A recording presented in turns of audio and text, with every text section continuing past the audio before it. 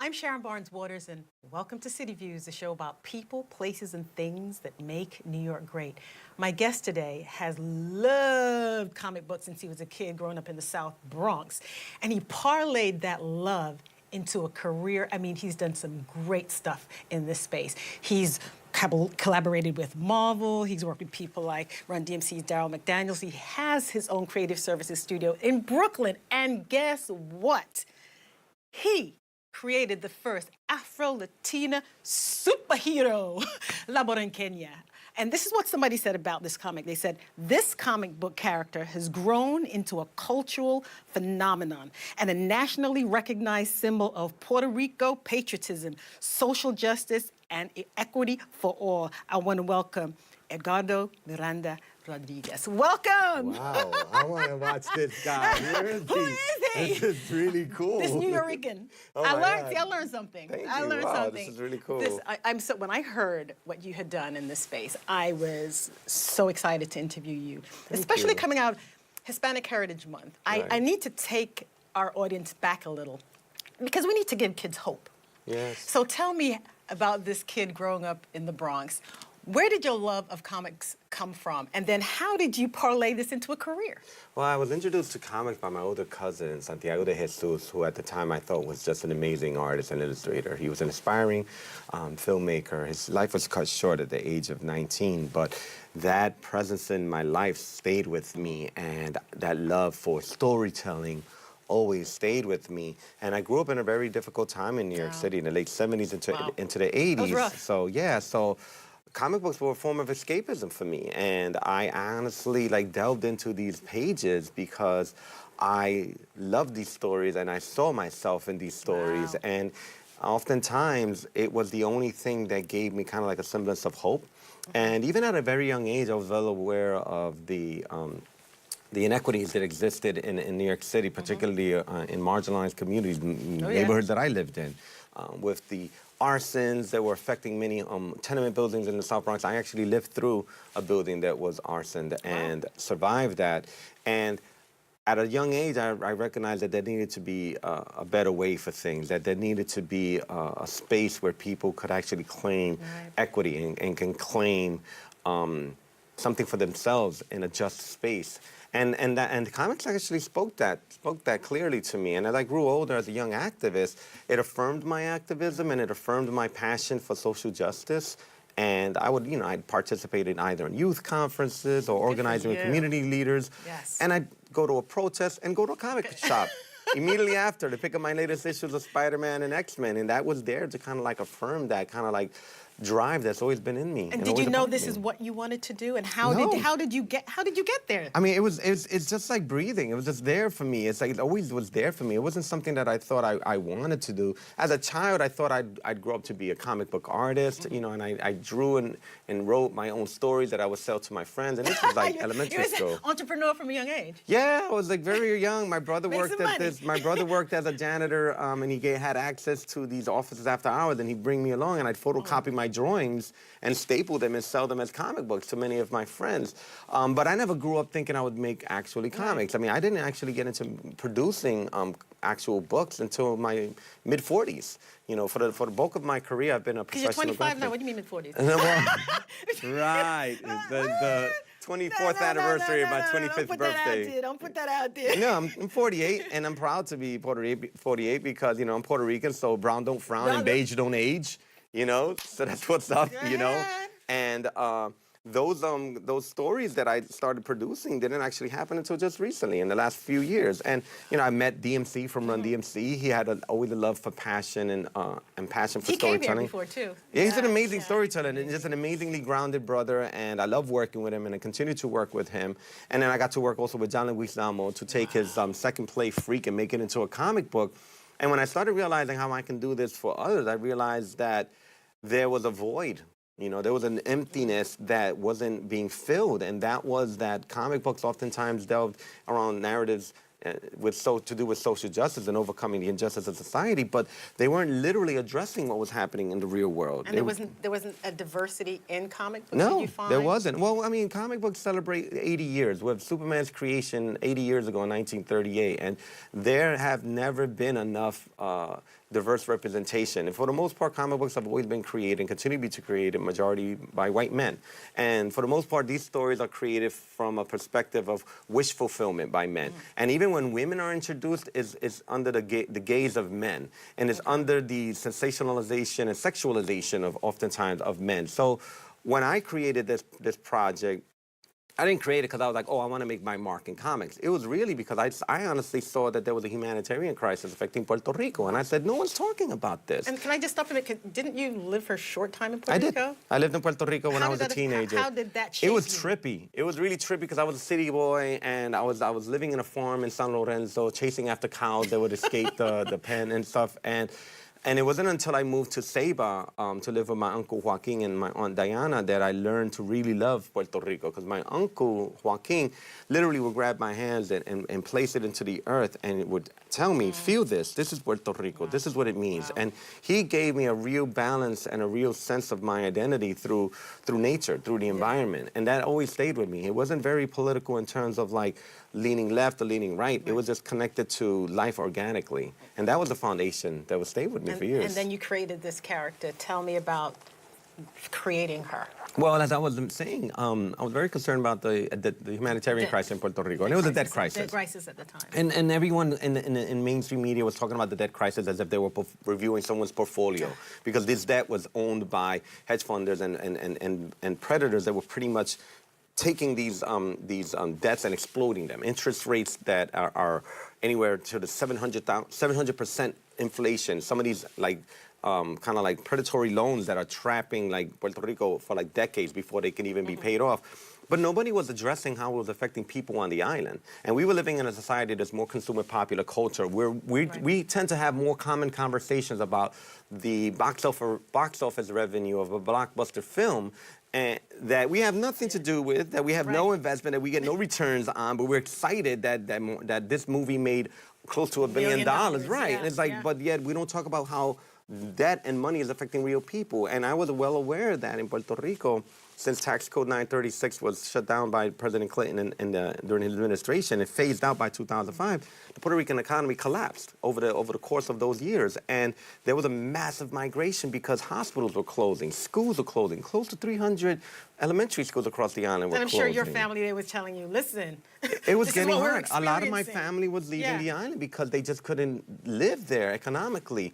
And I thought to myself, well, wow, we live in an era that's really consumed with popular culture and now with superhero culture. And I thought to myself, well, what if I create a superhero that actually can address what's happening in the real world? And that was actually the kind of like the start. And then when I put my mind to it, I thought, well, if I'm going to design a superhero, everything about her has to be strategic. It's not just going to be just thrown out there. So in terms of what her name was going to be, what her skin color was going to look like, what her origin was going to be, what she stood for, all of that was very intentional. And I reflected on the strong women who've mentored me my whole life, including my mother, a single mother who raised me and my brother and my sister, my older cousin Lillian, my mentors Iris Morales, a former member of the Young Lords Party and longtime activist, Dr. Malta Moreno Vega, leading activist in the Afro-Latino movement. These women shaped me to be the man that I am today. So when I had the opportunity to tell a story, I thought to myself, I need to flip this industry on its head and even tell a story from a matriarchal perspective and challenge myself as a man to create a narrative that really celebrates the power of femininity. There's one thing that I read that you said, as you're talking about, you said, women naturally lead the movements. They don't need tragedy to fall upon them to lead the way for social justice. Yeah, they don't need a Lex Luthor or Joker, you know, kind of like ruining and foiling like their everything. It's like the women in my life just do for the sake of doing. They just get it done. And it's like, and you don't even need to know activists to understand that. Just look at your mom. Just look at the women in your life. Just look at yourself. Strong. You get up and you just do it. You're not waiting for someone else to do it. You just do it. And I've had to kind of like, as a man, deal with the fact that I'm living in a patriarchal society and I live in this kind of comfort oftentimes as a man. And I had to push myself out of that comfort zone to be much more of an active father in my two sons' lives, to be much more of an active husband in my wife and I's lives. So it's about challenging that, and I translate that into my stories because in creating this narrative, I challenge a lot of the storytelling. Oftentimes when a a woman is introduced as a protagonist, her costume in the superhero genre has to be sexualized, or she'll need to have a partner because she has to be defined by the relationship she keeps. But when you flip it on its head and you look at narratives written about men, men aren't defined by the relationships they have. You know, it took almost like 70-something years before Batman is considering getting married, you know, only to get dumped by Catwoman. But I thought to myself, if I'm introducing this character, I literally need to write her as the way men have been written in comics for years. And I love how intentional you were in the way she looks. Well, that's important. I think that is so important. You know? As a woman of African descent, I'm sure you get it because I get it. as a Puerto Rican myself, and I'm obviously on the lighter shade of being a Puerto Rican, but I recognize that my DNA consists of my African heritage, my Taino heritage, as well as my European heritage, and my family is a full rainbow reflection of that. And I may stand here with this certain specific complexion, but I don't represent what the rest of my family literally looks like. So when I created La Boriqueña, I wanted to create a character that challenged even the way mainstream media views Latinos, and also challenged the way even Latino media represents Latins, because oftentimes they perpetuate Eurocentricity by putting the whitest and the blondest and the bluest of the eyes in front of the camera. Yeah, we know we've got that too. So, it's like, exactly. So I thought to myself, all kinds of shades. I need to create a character that's going to actually embrace the diversity and actually celebrate the diversity. And the curves. You know, she's not a stick figure. Well, she's in my mind, she's like a size like 8. She's probably like 5'6". You know, she's not 6 foot something with a negative like 12 waistline. You know. It's a woman that's grounded. I mean, oftentimes I tell people when I think of the way she physically looks, I think of Serena Williams, a very strong, athletic body that's very realistic, but also still very strong. Yes. I said I love that. Now, you created this character. How was it received? Because it blew up in Puerto Rico. How did they embrace you when they saw what you had done at first? It was interesting because I was a little nervous because I decided to premiere my first book in December of 2016. And a specific date. Yeah, it was actually on the anniversary of the Puerto Rican flag. Again, intentional. And everything I've done, every release date I've done is very, very deliberate because a lot of people, both Puerto Rican and non, don't recognize that the actual original flag was actually created here in New York City, just north of where we are now, in Chelsea. And I wanted to release the book on the anniversary of the flag to use that anniversary date to kind of add to the education, if you will. And so the way the book was received overwhelmed me because here I was in Puerto Rico in a Comic-Con, and there were lines already waiting for me. And people were buying the books by the dozens. And it just completely blew me away, immediately the reception. And also to see young women dressed up as my character. They literally showed up to my table wearing their costumes. And I was like, you took time out of your day to actually get this fitted and designed to look exactly the way you wanted it. And they were there representing this character. And what was also beautiful about these young women that dressed up as La Boriqueña is that they were Afro-Latinas. Wow. And it was something that kind of like spoke to their core, because it's like, we're finally being recognized. We're finally being seen as being Puerto Rican as well. And it continues. I mean, even as recently as this year when I debuted Reconstruction, the anthology here, I decided to go back to Puerto Rico to debut the book, even though the book has been a bestseller on Amazon for like the entire summer and fall and continues to be. I wanted to debut that book in Puerto Rico, and the response was, again, just overwhelming. And even the mayor of San Juan herself reached out to me to congratulate me for the work. And to see young people, to see families, I jokingly say that what I love about my book is I feel like it's the most coveted book for moms. People come to my table and they're like, my mom wants me to get this book. And I love it when women come to the table, because oftentimes when you look at Comic-Cons are very male-driven. Yeah, exactly. Well, the content is very male-driven, and there really isn't anything that really speaks to a woman's experience. So when the table is set up and people come there, women come and they'll buy the book, but they'll buy it for their sister or their cousins or their coworkers, and I'm just gonna buy a few extra in case I meet somebody. And that's what's magical about this, because it's speaking to an audience that supports, and it's speaking to an audience that has been invisible for storytelling for some time. And speaking about this book, Reconstruction, hurricane comes in. Yeah, that was... I'm going to go back a little bit. First of all, how did your family fare in the hurricane? They did well, but they lost their jobs, they lost their livelihood, and most of them had to move to the United States, and they haven't returned. And they just kind of settled here now, and it's been amazing, amazing to deal with that, because when I was in Puerto Rico in May to debut my book, it was the first time I was in Puerto Rico without family, and that just felt really weird. That was strange. Yeah, it just felt weird because I didn't have family to visit, I didn't have family to spend time with. And over the last year, family has been slowly returning, and I've been reconnecting with them. And when I returned to Puerto Rico in September, that's when I decided to distribute grants from the sale of this book. Right. I reconnected with some of my family who decided to return. And 100% of the proceeds? Yeah, well, this is the whole story. The reconstruction idea literally came to me 2 weeks after I did Comic-Con last year. And Comic-Con last year was October of 2017, literally a year now to the date practically, and it was 2 weeks after Hurricane Maria. I didn't want to be at Comic-Con. I felt incredibly uncomfortable being there with a project around Puerto Rico, given that we still had not heard from Puerto Ricans on the island. 3 million people had just disappeared because there was no way to communicate with them. And then personally, many people that I knew couldn't communicate directly with their family. But when I get to Comic-Con, there are hundreds of people there waiting for me. And that completely blew me away because I was not expecting that kind of like response. And my space became a place of sharing, and people would open up and would cry. People and hurt, people wanted to know and they wanted to share. And one of those people was Dan DiDio, the co-publisher of DC Comics, who comes to my table to look at my books and is complimenting me on my work, the production value of the printing.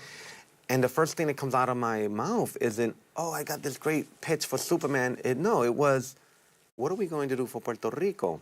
And from that came this conversation of planning a project that would bring together 150 contributors for this project. And the book was released in May of this year. And this all happened within months. So I produced this book. Yeah, DC Comics gave me permission to use their Wonder characters Woman, for Batman, Superman, right. I'm seeing it. And these are icons that we all grew up with that literally define superhero. Like when we think superhero, we think tie a towel around your neck with a cape. That's Superman. That can't get more iconographic than that. So this book was created. It does incredibly well. It becomes the #1 bestseller. We raised over $150,000 so far, and my wife decides to create a grants program. And she says, you know, this is great that we're raising all this money, but, you know, many organizations and many celebrities have stepped up to raise money, but let's do something different. Let's be completely transparent, and let's actually outreach to small local organizations on the island that oftentimes get overlooked. So we did. We reached out to some of my mentors. Iris Morales was literally on the island 2 or 3 times, and she started connecting with youth organizations and small grassroots organizations, and she was literally vetting them out for us. And she came back with a list, and then on our own, we started reaching out to organizations via social media. And after we came up with a short list, we personally invited them all to apply, put together a committee led by my wife, Kyung, and after we have a moment to review all of these applications, we decide everyone's getting a grant because they're all doing amazing work. So it's like small $10,000 micro grants that we gave to each one of these organizations. And then when you give it to a small group, that means so much more than giving it to a larger organization.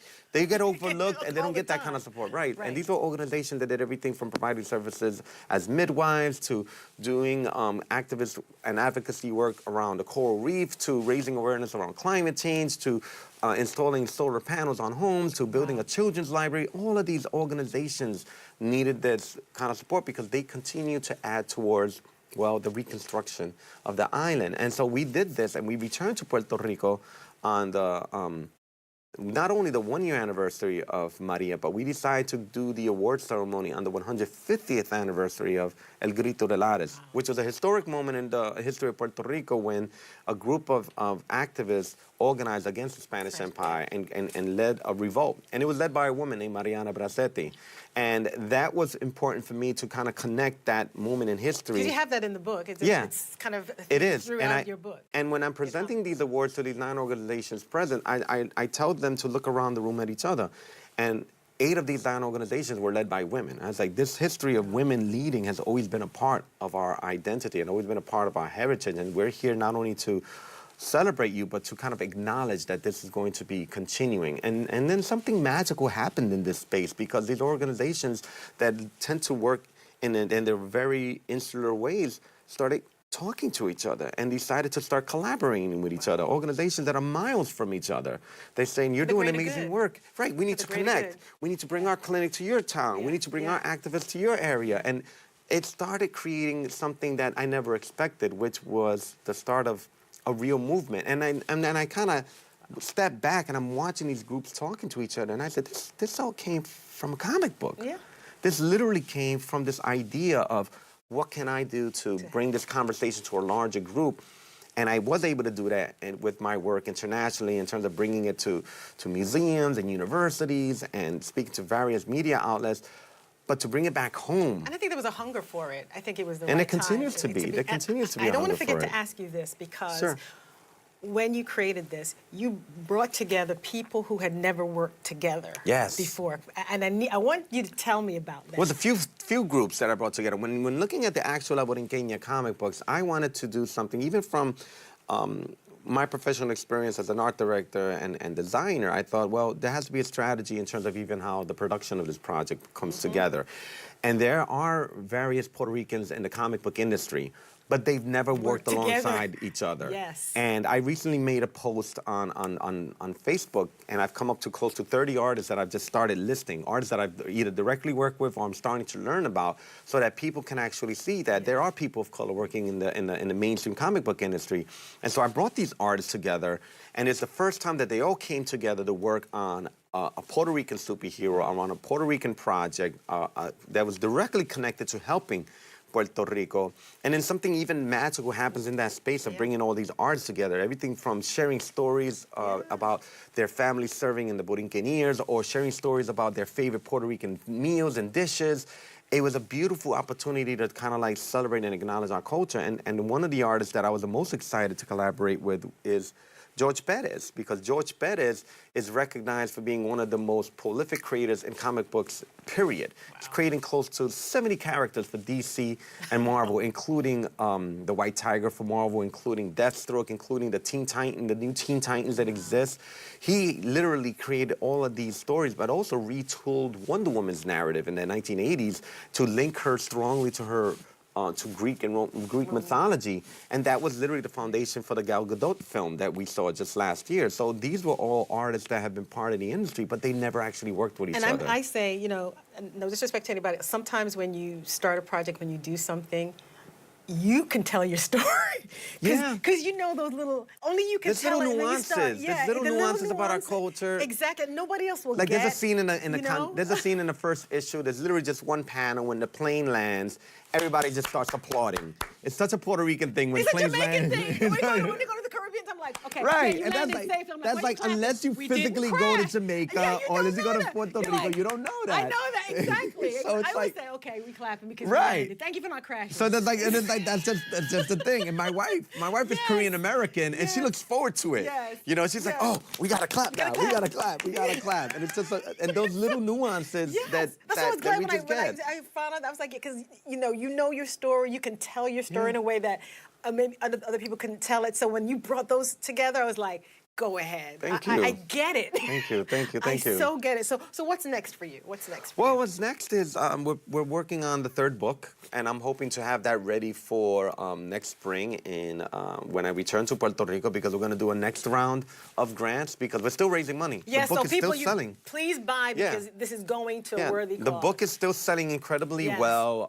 DC Comics has been doing an amazing job helping us promote the book. The book has been published by my studio, even though it features DC characters, but as a publisher, they've been really good about shout helping out to your studio. Yeah, Somos Arte. Yeah, and that's what we're doing. We're making books and we're supporting the work that needs to be done and continues to be done on the island of Puerto Rico. Very proud of your efforts. And Thank again, you. please go out and get this. It's not only great reading, fun, a comic book, but the proceeds are going to a word. I mean, we've heard so much about Puerto Rico and numbers and all of this, but this is going to help at the heart. It directly is. And I mean, you can go to our website, la-boriquena.com. No N yet because the internet is racist, but it's la-boriquena.com. And you'll literally see on the first page is the press release. And you'll literally see the organizations that we directly gave money to. And if you want to help those organizations yourself, you can actually click on their names and it'll take you directly to their Facebook pages or their websites. So we're very transparent about the work that we're doing. And we're very small, literally mom and pop studio, my wife and I, and the artists that work for us. But we're trying to do our part to hopefully inspire others to recognize that it doesn't take much. And sometimes it literally just takes purchasing an actual comic book to recognize your own superpower to help others. Again, so proud of you, Thank Edgardo. you. Thank you for stopping by City Views. Thank you so much. La Boriqueña. Thank you. Go get it. Thank you Thank so you. much.